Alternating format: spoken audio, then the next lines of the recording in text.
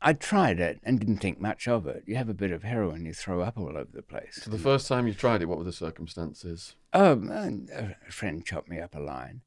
So you snorted it, or Yeah, snorted it. Okay. Have you ever injected it? Yeah, I've tried everything. Yeah. But it's too much fiddling around. Throwing up and scratching and all that stuff. Yeah. I never get a decent night's sleep. Complete stranger to the toilet, by the way. Constipation. God. Anyway, but like everybody, you know that heroin is, what shall we say, Moorish? Yes. Yeah. Even in Thailand, I try a little bit to make sure I wasn't, washing powder or something, even though I trusted my friends. And then I already knew the kind of trouble. I mean, I was a terrible dealer. People would ring me at 3 a.m. saying, I'm sick, and I'd be driving out, thinking, it's my fault, it's my fault. But so I knew it was risky to be in there, but I was stuck in a hotel room for 3 weeks. There was some hold up in Chiang Mai. The goods weren't there, somebody was being watched. So I had nothing really to do except watch Thai television, or very bad dubbings of Lee Marvin in M Squad. He doesn't sound right with a Thai voice, You want to arrest? No, I don't know how I remember it. Anyway, to fill in time, I thought I'd just have a little toot of this stuff. Next morning, line wouldn't go astray before breakfast.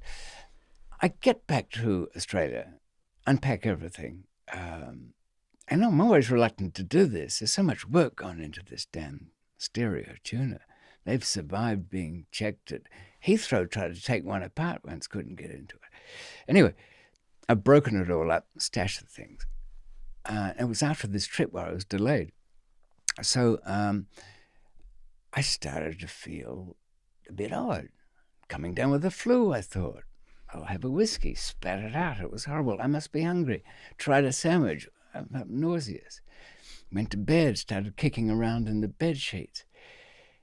What's wrong with me? I know.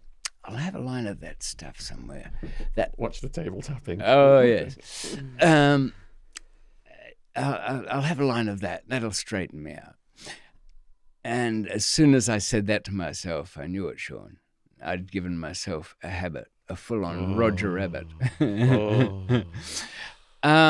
So there's two things that can happen then. You either do what everybody just about does and say, that's awful. I'm not going to let that happen. I'm going to make a plan, and I'll just have this line here, and that'll put me in the frame of mind for making the plan. And I think the same applies to everything that's got out of control. You need that taste just to straighten out your head to do it. But I didn't. I took a pile of sleeping pills and zombied out for a bit. But because it was the first one, they get worse after that, the withdrawal effects. But interesting thing, it didn't make me do anything I wouldn't otherwise do. Michael was, he was a different kind of junkie in the sense that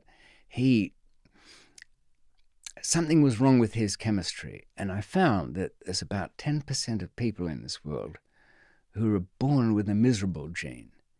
And endorphins, or the ones in morphine, they get rid of the miserable gene.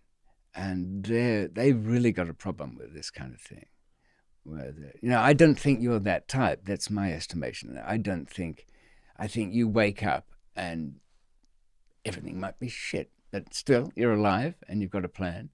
And that's enough happiness or motivation to keep going, isn't it? So when you got out of prison in Australia, had you kicked the heroin? Oh, yes. I stopped using it. I don't think there was any danger of me